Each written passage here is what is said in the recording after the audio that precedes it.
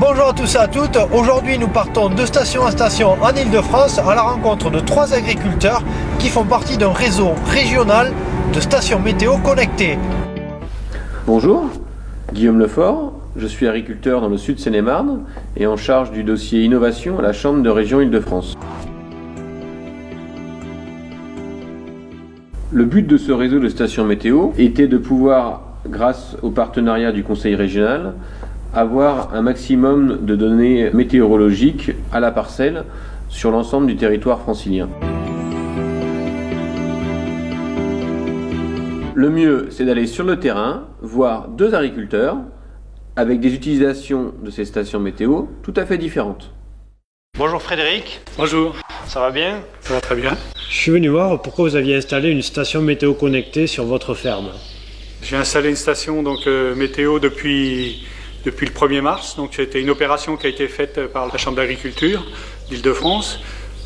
Qui propose aux agriculteurs une station météo de façon à essayer de mailler tout un réseau de stations météo. Et puis dans un deuxième temps, de pouvoir coupler ces stations météo à des outils de prévision de maladies tels que Mileos pour la pomme de terre, OptiProtect pour les maladies du blé, et puis sans doute encore d'autres à venir. Il y a environ 230 stations météo en Île-de-France. Depuis 2017, nous avons une nouvelle production sur l'exploitation, donc c'est de la production de plants de pommes de terre. Comme c'est une nouvelle production, il faut apprendre. Ça nous conforte un petit peu dans les prises de décision de traitement. Il faut pouvoir appliquer le bon produit au bon moment. Pour le système Mileos, on a besoin de données météo qui sont souvent prises sur les stations locales de Météo France ou d'Arvalis. L'intérêt, c'est d'avoir une plus grande précision en prenant les données météo de l'exploitation par la station sans croc. Bonjour Vincent. Bonjour. Je suis venu voir pourquoi vous aviez pris une station météo connectée sur votre exploitation. J'ai 3 sites un peu différents, éloignés d'une vingtaine de kilomètres, et c'est pour connaître la pluviométrie qui est des fois très différente, et puis surtout pour les applications phytosanitaires, et les interventions du mois de mai-juin où on essaye d'avoir le maximum d'hygrométrie.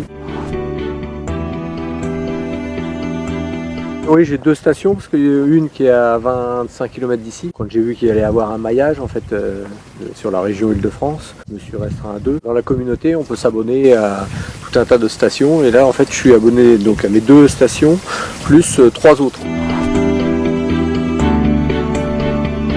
Le 3e site, le voisin en a une, donc je suis abonné à sa station. Et puis les terres qu'on fait à façon au milieu, il y a aussi un voisin qui en a une. Ça permet de ne pas payer 3 abonnements ou 4 abonnements personnellement, et puis d'être toujours dans les conditions optimum. On remercie nos 3 agriculteurs pour leur témoignage. À bientôt dans un nouvel épisode de Station en Station.